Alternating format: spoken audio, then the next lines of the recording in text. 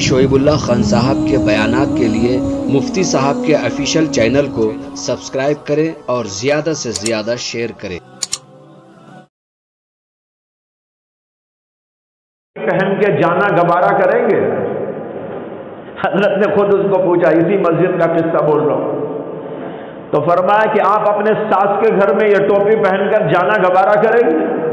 اب وہ بیچارہ بڑا شرمندہ ہو، کہا کہ حضرت نہیں۔ کہا جب اپنے ساس کے گھر میں یہ ٹوپی پہن کر جانا آپ کو گوارا نہیں تو اللہ کے دربار میں کیسے گوارا ہو؟ سڑی ٹوپی پہن کے آ رہے ہیں، الٹی سیدھی جیسی چاہے۔ بھائیو، اللہ کے دربار میں آؤ تو دل کو بھی سوار کے آؤ اور ظاہر کو بھی سوار کے آؤ۔ اللہ نے قرآن میں فرمایا ہے صاف طور پر، خذوا زینتکم عند کل مسجد، فرمایا خذوا زینتکم عند کل مسجد، جب مسجد کو آؤ نماز پڑھنے کے لیے تو اپنے آپ کو زیب و زینت سے آراستہ کر کے آؤ۔ خذوا زینتکم، زینت اختیار کرو، اچھی ٹوپی پہنو، اچھے کپڑے پہنو، اپنے آپ کو ظاہری اعتبار سے بھی سوار کر آؤ، جسم پاک ہو، صاف ہو، خوشبودار۔ بعض لوگ مسجدوں کو آتے ہیں سڑے ہوئے، باہر جاتے ہیں تو بنے ہوئے۔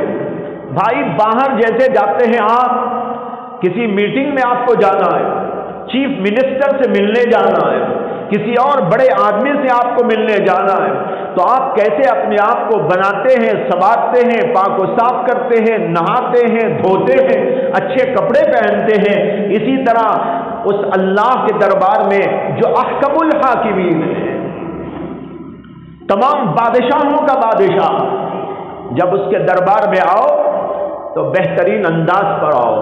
سب سے پہلے تو حکم دیا گیا پاک ہو کر آؤ، نہا کر، دھو کر، کوئی بدبو جسم کے اندر نہ ہو، اور پھر جب آئیں تو وضو کر کے آئیں۔ نہانا، اس کے ساتھ وضو کر کے آئیں۔ حکم دیا گیا مسواک کر کے آؤ، یا پیسٹ کر لو، لیکن مسواک کریں گے تو ثواب بھی ملے گا، نبی اکرم صلی اللہ علیہ وسلم کی سنت کا ثواب۔ تو غرض کیا ہے؟ زبان پاک ہو، منہ پاک و صاف ہو، اس کے اندر کوئی بدبو نہ ہو، اور آئے تو بہترین لباس کے ساتھ عطر لگا کر اللہ کے دربار میں حاضری دی جائے۔ حضرت امیر المؤمنین عمر بن خطاب رضی اللہ عنہ کے دور خلافت میں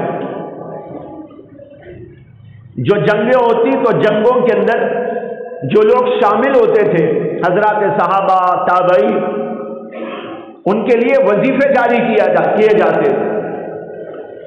دو ہزار درم سالانہ ان کا وظیفہ تھا۔ تو حضرت سیدنا تمیم داری رضی اللہ عنہ، ان کے بارے میں روایت میں آتا ہے کہ وہ 2000 روپے جو ملتے تھے، 2000 درم، وہ 2000 درم کا جوڑا بناتے تھے، اور جب رات میں تہجد کے لیے کھڑے ہوتے، دن میں تو دوسرا لباس پہنتے ادھر ادھر جانے اور آنے کے لیے، لیکن جب اللہ کے دربار میں تہجد کے لیے کھڑے ہونے کا وقت آتا تو حضرت تمیم داری رضی اللہ عنہ وہ 2000 درم کا لباس پہن کر کھڑے ہوئے۔ کسی نے ان سے کہا کہ حضرت دن میں تو آپ کوئی زیادہ اچھا لباس نہیں پہنتے، لوگوں کے درمیان میں آتے ہیں اور جاتے ہیں، ادھر جاتے ہیں ادھر آتے ہیں، لیکن اس وقت تو آپ کوئی زیادہ بہتر لباس نہیں پہنتے، لیکن جب رات ہوتی ہے تو رات میں 2000 درم، اس زمانے میں 2000 درم کا کتنا ریٹ ہوگا ذرا اندازہ کرو۔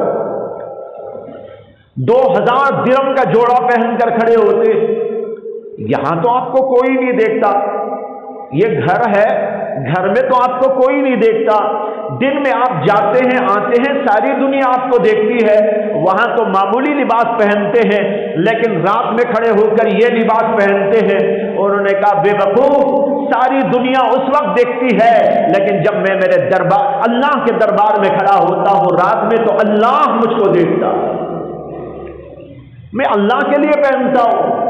اور انہوں نے کہا خذوا زینتکم عند کل مسجد، اللہ کہتے ہیں کہ جب نماز پڑھو تو بہترین لباس اور زیب و زینت کے ساتھ میں پڑھو۔ بہرحال جو عرض کر رہا تھا بات وہ یہ تھی کہ ہم لوگ عام طور پر اپنے جسموں کے سوار میں اپنے کپڑوں کو بہتر سے بہتر بنانے، چھوٹی چھوٹی اپنی چیزوں کو بھی بہتر انداز کی بنانے میں لگے رہتے ہیں، لیکن جو چیز ہے اصل وہ ہے دل کی طرف اور اپنے باطن کو بنانے کی جانب ہمارا دل و دماغ چلتا ہی۔ ساری دنیا کی فکر اس وقت یہ ہے کہ جسموں کو بناؤ، کپڑوں کو بناؤ، جوتوں کو بناؤ، چشموں کو بناؤ، گھڑیاں، ماشاءاللہ گھڑیاں بھی لوگ اس کی فکر میں رہتے ہیں، گھڑی ایسی ہونی چاہیے، ایسی ہونی چاہیے، رنگ ایسا ہونا چاہیے، اور اس کا جو ہے چین ایسی ہونی چاہیے، گھڑی الگ چین الگ، اس میں بھی الگ الگ ڈیزائن۔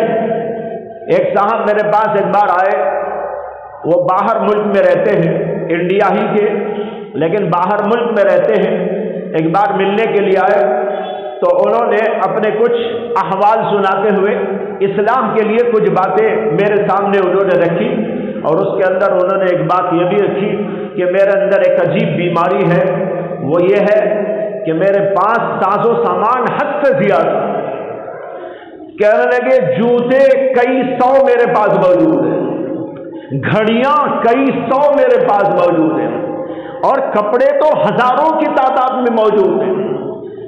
کہہ رہے تھے کہ میرے اندر یہ بیماری ہے، اس کے علاج کے لیے کچھ بتائیے۔ تو دیکھو ایسے لوگ بھی ہوتے ہیں، جوتے سو کئی سو، گھڑیاں کئی سو، ڈالنا ہے ایک گھڑی سے کام چل سکتا ہے آدمی کا، چلو بہت زیادہ 2 گھڑی رکھ لیا، 3 گھڑی رکھ لیا، لیکن یہاں تو 100 نہیں اس سے زیادہ کی تعداد میں، جوتے 100 کی تعداد میں اور جوڑے ہزاروں کی تعداد میں۔ بھائیو یہ فکر ہماری ہے دنیا کے بارے میں، لیکن ہم نے اپنے دل کے بارے میں کیا سوچا؟ دل کو بنانے کے بارے میں کیا سوچا؟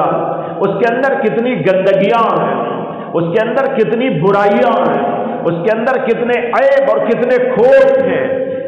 اسی وجہ سے ہمارے دل ایسے ہو گئے کہ اس کے اندر کوئی اچھائی نمایاں نہیں ہوتی۔ صحابہ کے دلوں کو دیکھو، اللہ کے نبی صلی اللہ علیہ وسلم کے دل کو دیکھو، حضرات اولیاء اللہ کے دلوں کو دیکھو، ان کے دلوں کی کیفیت یہ تھی، ان کو رونا بھی آتا تھا، نمازوں میں خشوع و خضوع ہوتا تھا، اللہ کی محبت سے ان کے دل لبریز ہوتے تھے، اللہ کا خوف اور اللہ کی خشیت سے ان کے دل بھرے ہوئے ہوتے تھے، لیکن آج دور دور تک اللہ کے خوف کا نام و نشان نہیں، اللہ کی محبت کا سوال نہیں، دنیا کی محبت دل میں ہے، اللہ کی محبت دل سے نکل گئی۔ دنیا کی چیزوں کا خوف تو موجود ہے، اللہ کا خوف موجود نہیں، دلوں کے اندر سختی طاری ہو گئی، اتنے دل سخت ہو گئے کہ قرآن کریم نے اسی کو پیش نظر رکھتے ہوئے فرمایا ثم قست قلوبکم من بعد ذلک فہی کالحجارۃ او اشد قسوہ۔ یہ یہودیوں کے بارے میں آئی ہے آیت، اللہ نے یہودیوں سے فرمایا ثم قست قلوبکم من بعد ذلک، یہ سب دیکھنے کے باوجود، عجیب عجیب معجزات موسیٰ علیہ السلام کے دیکھنے کے باوجود تمہارے دل سخت ہو گئے۔ ثم قست قلوبکم من بعد ذلک فہی کالحجارہ، اور دلوں کا حال تمہارے ایسے ہے جیسے کہ پتھر، او اشد قسوہ، یا پتھروں سے بھی زیادہ سخت۔ پھر آگے اللہ نے کہا پتھروں سے بھی سخت ہیں تمہارے دل، اس لیے کہ بعض پتھر تو اللہ کے ڈر سے کام جاتے،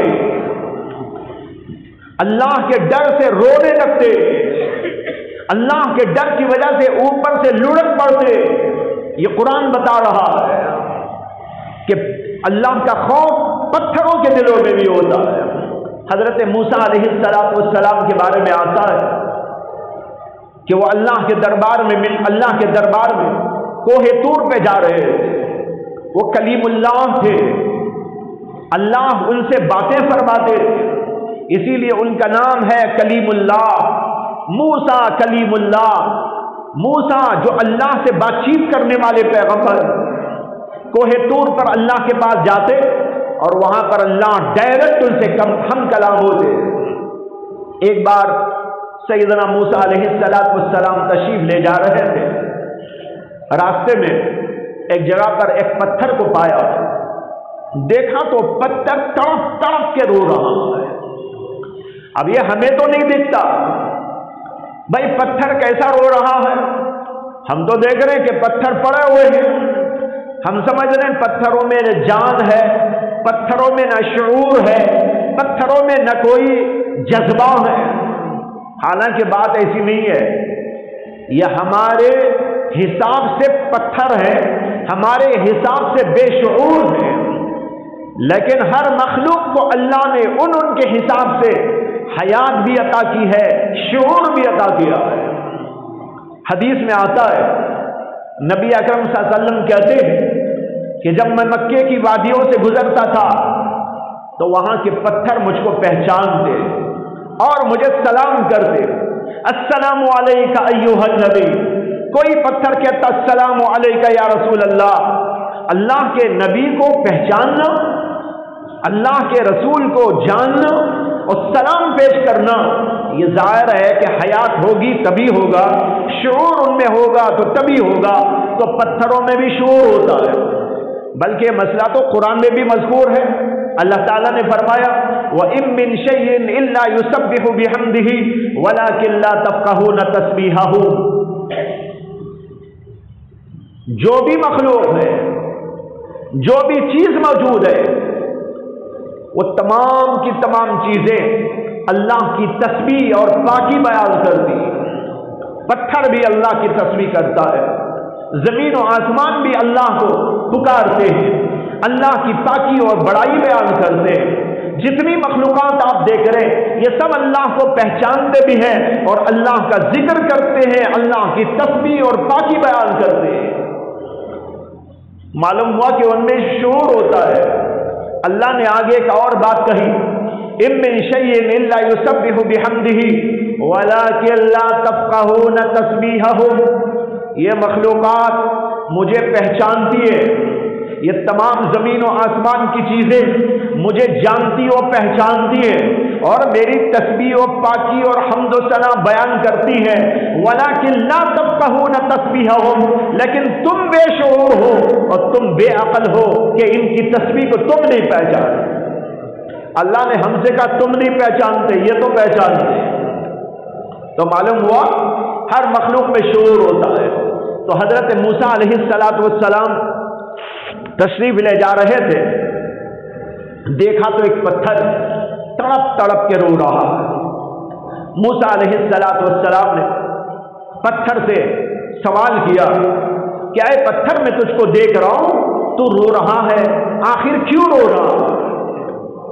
پتھر نے کہا کہ اے موسیٰ کلیم اللہ، آپ جانتے ہیں آپ کے اوپر جو اللہ کا کلام نازل ہوا ہے تورات، اس کے اندر یہ لکھا ہوا موجود ہے کہ جہنم کا ایندھن انسان اور پتھر ہوگے۔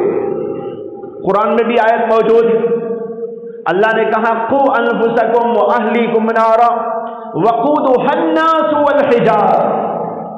جو ایسی آیتیں ہیں جو احکام سے متعلق نہیں، وہ پچھلے زمانوں میں بھی اللہ نے اپنے اپنے پیغمبروں پر نازل فرمائی، اس کے اندر بھی اسی قسم کی آیت موجود تھی۔ اس میں کہا گیا تھا کہ اللہ نے جہنم کو جو دہکایا ہے، جہنم کا جو ایندھن بنایا ہے، وہ انسانوں اور پتھروں سے تیار کیا۔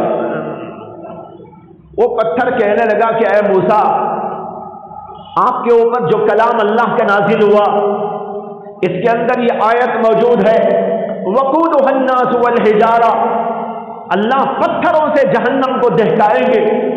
مجھے ڈر ہو رہا ہے کہ میں بھی کہیں انہی پتھروں میں سے نہ ہو جاؤں جن پتھروں کو اللہ جہنم میں ڈال دیں گے۔ بس اس لیے رو رہا ہوں اللہ کے خوف سے، اللہ کے عذاب کے ڈر سے کہ اللہ کہیں مجھے جہنم میں نہ ڈال۔ دیکھو اللہ بتا رہے پتھروں کو بھی اللہ نے شعور دیا اور ان میں اللہ کا خوف ہوتا ہے، اور اللہ یہ بھی بتا رہے ہیں کہ اے انسانوں تمہارے دل سخت ہو گئے جو پتھروں سے زیادہ سخت ہو گئے، پتھروں میں تو اللہ کا ڈر اور تمہارے دلوں سے اللہ کا ڈر نکل گئے۔ تو موسیٰ علیہ السلام جب اس کی بات سنتے ہیں تو اس سے کہتے ہیں کہ میں اللہ کے دربار میں جا رہا ہوں۔ اس نے کہا کہ اے موسیٰ، آپ جب اللہ کے دربار میں جائیں تو ذرا میری سفارش فرما دیجیے، اللہ کے دربار میں میری سفارش کر دیجیے کہ اللہ مجھے ان پتھروں میں نہ شمار کرے جن پتھروں کو اللہ جہنم کا ایندھن بنانے والے۔ حضرت موسیٰ علیہ السلام تشریف لے گئے کوہ طور پر، اللہ سے ہم کلامی ہوئی، اللہ سے ہم کلامی میں ایسے مشغول ہو گئے کہ نہ ان کو پتھر یاد رہا نہ پتھر کی بات یاد رہی، بھول گئے۔ بات چیت کر کر جب واپس ہونے لگے تو اللہ نے خود یاد دہانی کی۔ اللہ نے فرمایا کہ اے موسیٰ، جب آپ آ رہے تھے تو کیا ایک پتھر سے ملاقات نہیں ہوئی تھی؟ اب ان کو یاد آیا، انہوں نے کہا اللہ میں بھول گیا تھا، آپ کی ذات بھول سے پاک ہے اور ہم بھول جاتے ہیں۔ پھر انہوں نے اس کی سفارش کی کہ اس پتھر کو میں نے روتا ہوا پایا، وہ آپ کے عذاب کے خوف سے ڈر رہا تھا، کانپ رہا تھا، بل بلا رہا تھا، میں اس کے حق میں سفارش کرتا ہوں آپ اسے ان پتھروں میں نہ شمار فرمائے جن پتھروں سے آپ ایندھن بنائیں گے جہنم کا۔ اللہ تعالیٰ نے کہا کہ جاؤ خوشخبری سنا دو اس کو کہ ہم نے اسے ان پتھروں میں شامل نہیں کیا۔ حضرت موسیٰ علیہ السلام واپس آئے، پتھر کو بتا دیا، پتھر ان کے سامنے خاموش ہو گیا۔ موسیٰ علیہ السلام واپس تشریف لے گئے۔ 2-4 دنوں کے بعد پھر اسی جگہ سے گزرنے لگے کوہ طور پر جانے کے لیے، تو دیکھا کہ وہ پتھر پھر رو رہا۔ حضرت موسیٰ علیہ السلام اس کے پاس پہنچے اور کہا کہ بھائی میں نے تو تجھے اللہ کی طرف سے خوشخبری سنا دی، اب کیا رونے کی بات ہے، اب کیوں رو رہا؟ وہ کہنے لگا کہ اے موسیٰ، اس وقت میں اللہ کے خوف سے رو رہا تھا، اب میں اللہ کی محبت میں رو رہا۔ محبت، اللہ کی محبت، اس نے مجھے معاف کیا، اس نے مجھے جہنم سے آزاد کیا، اس نے میرے اوپر اتنا رحم و کرم کیا، میں اب اس کی محبت میں رو رہا ہوں اور اللہ کے شکر کے طور پر رو رہا ہوں کہ اللہ تعالیٰ نے مجھ کو عنایت عطا فرمائی۔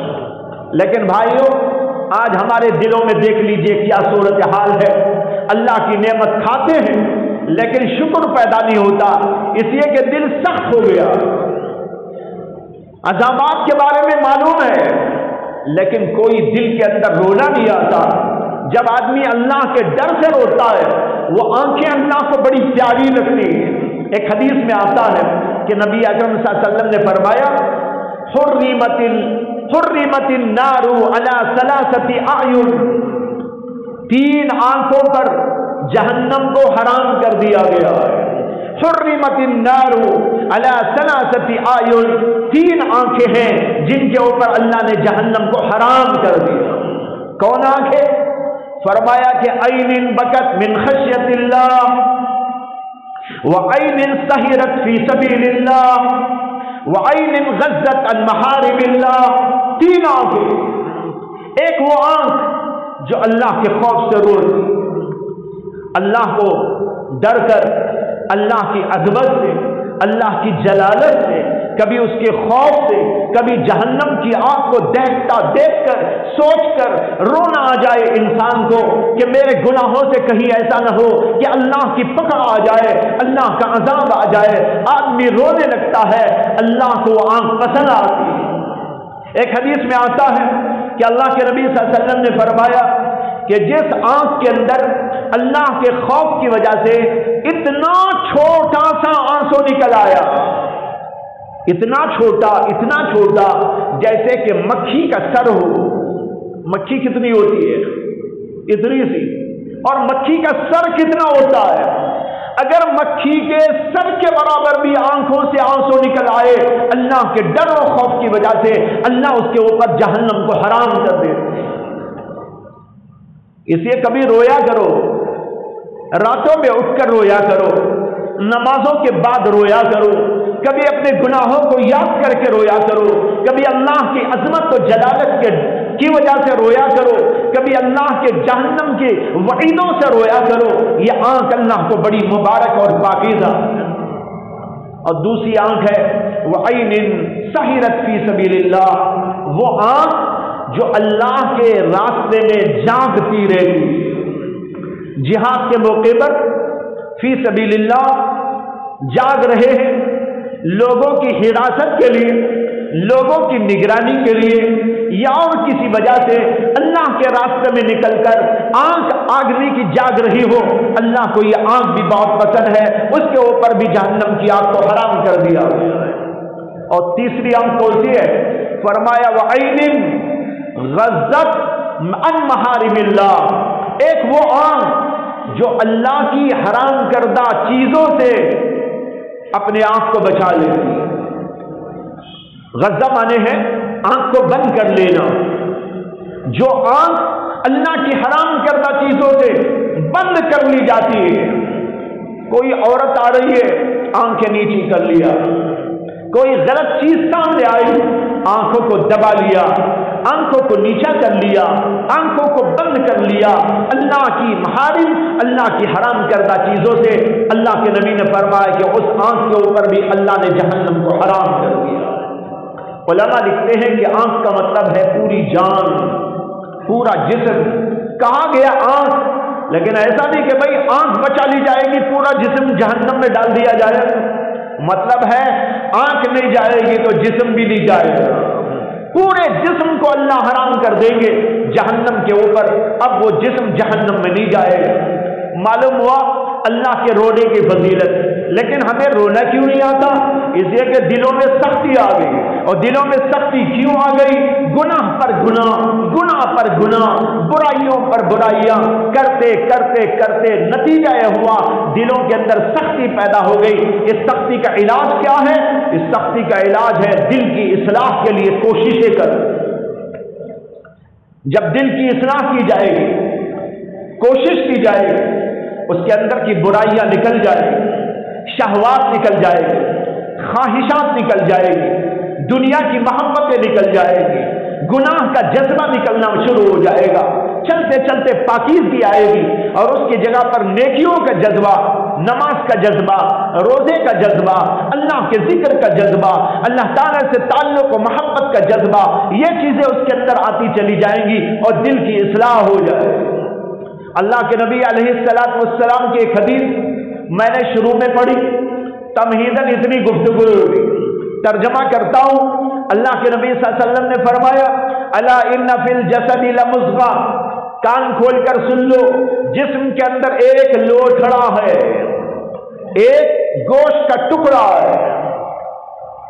وہ گوشت کا ٹکڑا بڑا عجیب و غریب، اس کی خاصیت یہ ہے اذا صلحت صلح الجسد کلو واذا فسدت فسد الجسد کلو، جب وہ ٹھیک ٹھاک رہتا ہے، जिस्म का पूरा निजाम ठीक ठाक रहता है। अगर वो खराब और फासिद हो जाता है, पूरा जिस्म का निजाम बर्बाद होकर रह जाता है।